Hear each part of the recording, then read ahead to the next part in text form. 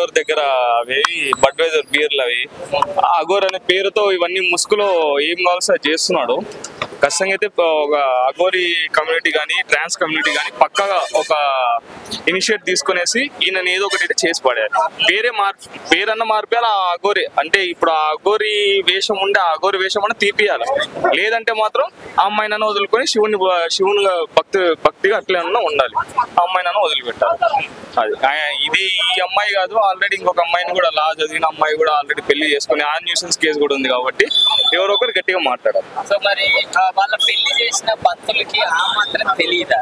అంటే వాళ్ళ పెళ్లి చేయడం వల్ల ఊరి పెళ్లి చేసుకోవాలి అని చెప్పేసి ఆయన ఏ విధంగా పెళ్లి చేశారు అంటే ఇప్పుడు అది మనం రెండు రకాలుగా ఆలోచించాల్సి ఉంటుంది అన్న. ఎందుకంటే మన పూజారికి కూడా డబ్బులు ఇచ్చి లేకపోతే బ్లాక్ మ్యాజిక్, ఇప్పుడు ఫస్ట్ అమ్మాయిని కూడా బ్లాక్ మ్యాజిక్ చేపిస్తా, నీకు పిల్లలు పుట్టిస్తా, బ్లాక్ మ్యాజిక్ చేపిస్తా, డబ్బులు అది ఇది అని చెప్పేసి హరాస్మెంట్ చేసి పెళ్లి చేసుకున్నాడు.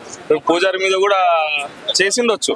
లోపల వాళ్ళకి ఏం జరిగిందో వాళ్ళు ఏం మాట్లాడుకున్నారో తెలియదు కాబట్టి అది చేయడం అయితే చేసిండ్రు. కానీ ఆ అమ్మాయిని తీసుకొని పోయి ఇంకొక అమ్మాయిని చేసుకొని ఆయన అఘోరి వేషంలో ఉండి ఇవన్నీ లోపల ముసుగులో ఇవి సిగరెట్ తాగడము, బడ్వైజర్ బీర్లు తాగడము, పాన్స్ పౌడర్ రాసుకోవడము ఇవన్నీ చేయడం అనేది కొంతవరకు తప్పు.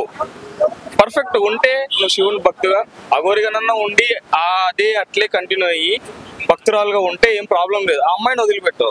ఇట్లాంటి అమ్మాయిలను నార్త్ లో యూపీలో మన వారణాసి అట్లాంటి అక్కడ ఇంకెన్ని స్కాములు చేసి డబ్బులు తీసుకునేసి ఎంతమంది అమ్మాయిలను ఇట్లా మోసం చేసింటారు అనేది కూడా బయటికి రావాల్సింది ఉంది. ఖచ్చితంగా అయితే వస్తుంది అది కూడా.